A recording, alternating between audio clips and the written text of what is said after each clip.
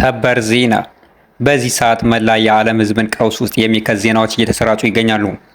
የኢራን ወታደራዊ እዝ ኃላፊ አሊ አብደላሂ እንደተናገሩት አሜሪካ በኢራን ላይ የጦር ትንኮሳ ካላቆመች የዓለም የንግድ መስመር የሆነው የሆርሙዝ ሰርጥ እንደተዘጋ ይቀጥላል ብለዋል።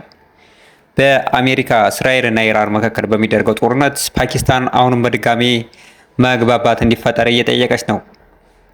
ኢትዮጵያ 95% የሚሆነው በጅቡቲ በኩል ኤክስፖርት እና ኢምፖርት የምታደርግበትን የባብ ኤል ማንዴብ ሰርጥን ኢራን እንደምትዘጋ አሳወቀች። ክቡራን የቻናል ቤተሰቦች ዋና ዜናዎችን የማስደምጣችሁ እኔ ሰምሮ ነኝ። ለዚህ ቻናል አዲስ ከሆናችሁ ሰብስክራይብ እያደረጋችሁ እስከ መጨረሻው ተከታተሉ። ምክንያቱም ሰብስክራይብ ታደርጉ በቀጣይ የምለቃቸው አዳዲስና ዋና ዜናዎች በስልካችሁ ኖቲፊኬሽን አማካኝነት ቀጥታ ይደርሳችኋል ማለት ነው። እንዲሁም ላይክ እና ሼር እያደረጋችሁ አበረታቱን።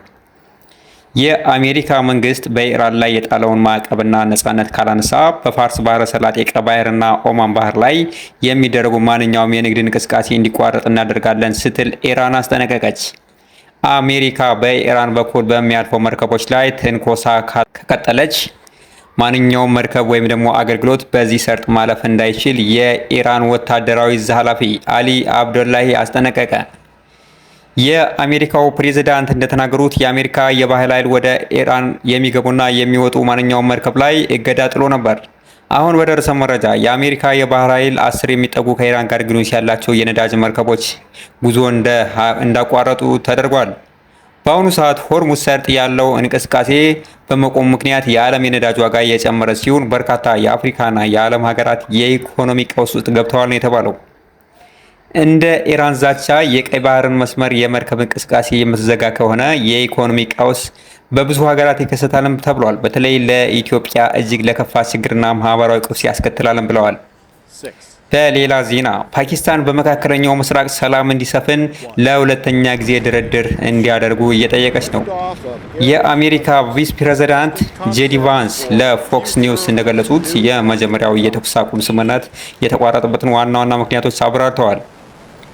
ቫንስ አክለውም እንደገለጹት አሜሪካ ድርድሩን ረግጣ የወጣችው ኢራን ከአሜሪካ የቀረበላትን ሀሳብ አልቀበልም ብላ ሳይሆን የኢራን የተመረጡ ተደራዳሪዎች የመወሰን ስልጣን ስለሌላቸው ነው ብለዋል። ነገር ግን በዚህ የሁለትዮሽ ድርድር ውሳኔ መስጠት መብት የነበረባቸው የኢራን አብዮታዊ ዘብ IRGC እና በሕክምና ላይ ክትትል ያሉት ጠቅላይ መሪ አያቶላህ ሙጅተባ እንደሆኑ ገልጸዋል። ይሁን እንጂ ይህ ስምምነት ላይ ባይደርስም በኢስላማባድ የነበረው ቆይታ እጅግ ወሳኝ ኢንጆይመንት ነበር ሲሉ ቫንስ አክለው ገልጸውታል።